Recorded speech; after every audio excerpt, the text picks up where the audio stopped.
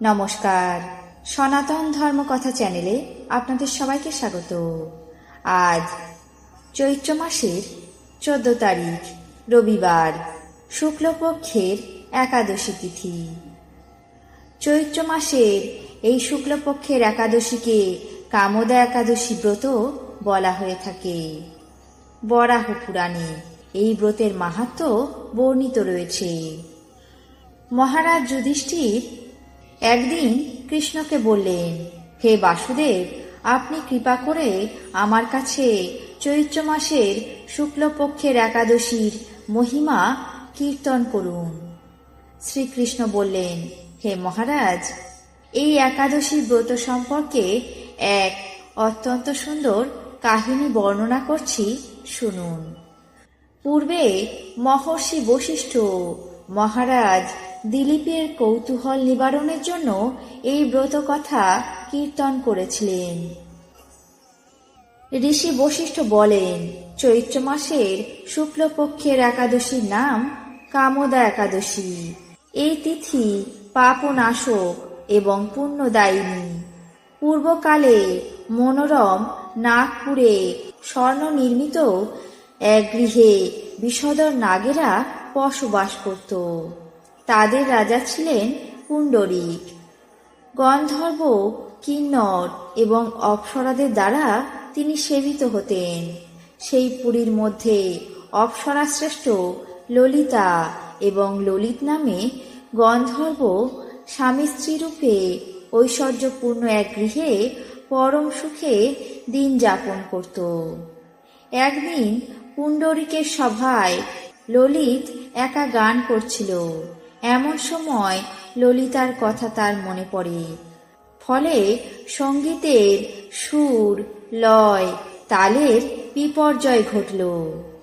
কর্কটক নামে এক নাগ ললিতের মনোভাব তখন বুঝতে পারল। তারপর গানের ছন্দভঙ্গের বিষয়টি সে রাজা পুণ্ডরীকের কাছে জানালো।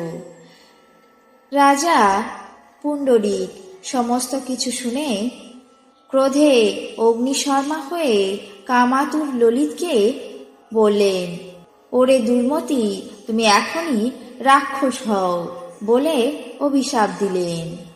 সঙ্গে সঙ্গে ললিত এক ভয়ঙ্কর রাক্ষস মূর্তি ধারণ করল। তার হাত 10 যোজন বিস্তৃত, মুখ পর্বতের গুহার মতো, চোখ দুটি প্রজ্বলিত আগুনের মতো, ঊর্ধ্বে 8 যোজন বিস্তৃত প্রকাণ্ড এক শরীর সে লাভ করল। ললিতের এমন ভয়ঙ্কর রাক্ষস শরীর দেখে ললিতা মহাদুঃখে চিন্তায় ব্যাকুল হয়ে পড়লেন। স্বেচ্ছাচারী হয়ে রাক্ষস ললিত তখন দুর্গম বনে ভ্রমণ করতে লাগল। ললিতা কিন্তু তার সঙ্গ ত্যাগ করতে পারল না। ললিত নির্দয়ভাবে মানুষ ভক্ষণ করত। সেই পাপের ফলে তার মনে বিন্দুমাত্র শান্তি ছিল না। পতির এমন দুরবস্থা দেখে ব্যথিত হয়ে ললিতা কাঁদতে কাঁদতে গভীর বনে প্রবেশ করল। একদিন ললিতা বিন্ধ্য পর্বতে উপস্থিত হল। সেখানে ঋষ্যশৃঙ্গ মুনির আশ্রম দেখে মুনির কাছে উপস্থিত হয়ে তার চরণে প্রণাম করে লুটিয়ে পড়ল। মুনিবর জিজ্ঞাসা করলেন, হে কন্যা, তুমি কে? তুমি কি কারণেই বা এই গভীর বনে এসেছ, তা সত্য করে বলো। ললিতা বলল, হে প্রভু, আমি বীরধন্যা গন্ধর্বের কন্যা। আমার নাম ললিতা। আমার পতির পিশাচত্ব দূর হয় এমন কোনো উপায় জানবার জন্য আপনার কাছে এসেছি। তখন ঋষি ঋষ্যশৃঙ্গ বললেন, চৈত্র মাসের শুক্লাপক্ষের কামদা নামে যে একাদশী তিথি আছে, তুমি সেই তিথিতে ব্রত পালন করে যথাবিধি পূজা অর্চনা করো। এই ব্রতের পূর্ণ ফল তোমার স্বামীকে অর্পণ করলে তৎক্ষণাৎ তার সমস্ত পাপ বিনষ্ট হবে।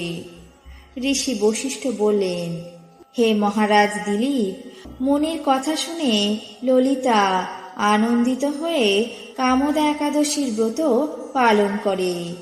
তারপর ব্রাহ্মণ এবং বাসুদেবের সামনে পতির উদ্ধারের জন্য ললিতা প্রার্থনা করল, হে ভগবান, আমি যে কামদা একাদশী ব্রত পালন করেছি তার সমস্ত ফল আমার পতির উদ্দেশ্যে অর্পণ করলাম। এই পুণ্যের প্রভাবে তার পিশাচত্ব যেন দূর হয়ে যায়। এই কথা উচ্চারণ করা মাত্রই ললিত অভিশাপ মুক্ত হয়ে দিব্য দেহ ধারণ করল। পুনরায় গন্ধর্ব দেহ লাভ করে ললিতার কাছে ফিরে এসে মিলিত হলো দুজনে। তারপর তারা বিমানে আরোহণ করে গন্ধর্বলোকে গমন করল।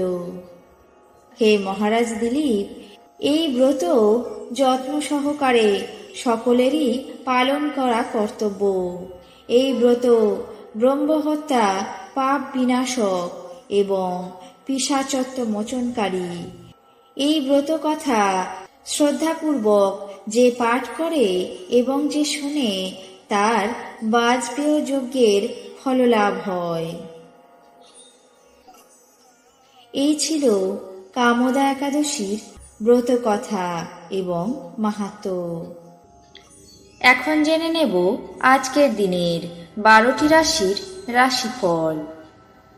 মেষ ভোগান্তি, বৃষ ভাগ্যোদয়, মিথুন অশান্তি, কর্কট চৌর্য ভয়, সিংহ গৃহে চুরি, কন্যা পাওনা আদায়, তুলা আশাভঙ্গ, বৃশ্চিক ভুল সিদ্ধান্তে ক্ষতি, ধনু হঠকারিতা, মকর নেত্ররোগে কষ্ট, কুম্ভ মিত্রতা, মীন সাধুসঙ্গ।